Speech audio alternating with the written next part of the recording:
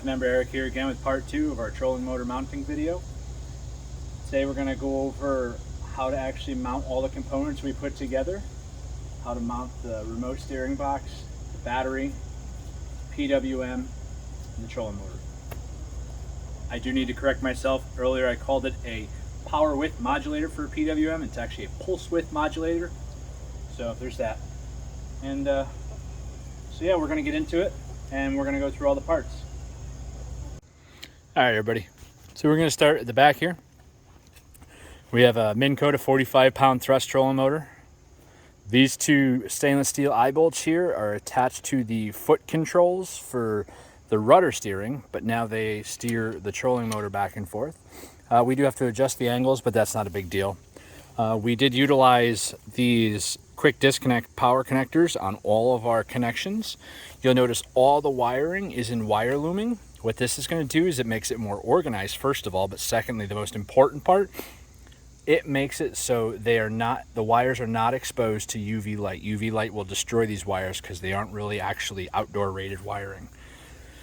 Our pulse width modulator is mounted on top.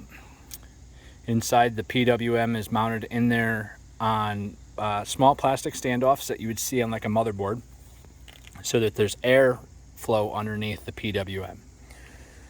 Underneath the PWM, we have the battery box. In the battery box is the crown jewel on top of the Princess of the Sea here. That is an amped outdoors 80 amp hour 12 volt LifePo battery. Amped Outdoors is one of the best companies I've ever dealt with outside of Vanhunks. They have amazing customer service, the best batteries in the market, and literally a no BS awesome warranty.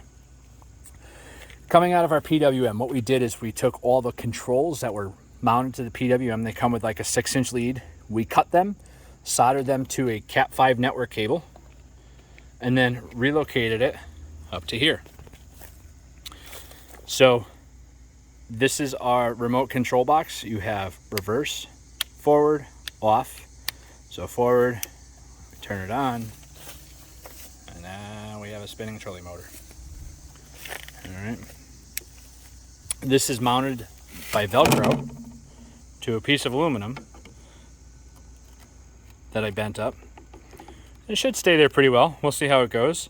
And then I do have to get different hardware. So these are M6 bolts by 1.0. They just weren't the right length that I needed, so I had to make do with what I had for now. Not a big deal. Tomorrow, it'll be a new project. You'll see it done when we take it out in the water. So that's mounting all the components. Really, it's been an amazingly fun project, and it seemed a lot more daunting than what I just went over, but it wasn't. It was actually relatively simple and straightforward. Remember, guys, always solder your joints when you're working in water. And it's not for waterproofing.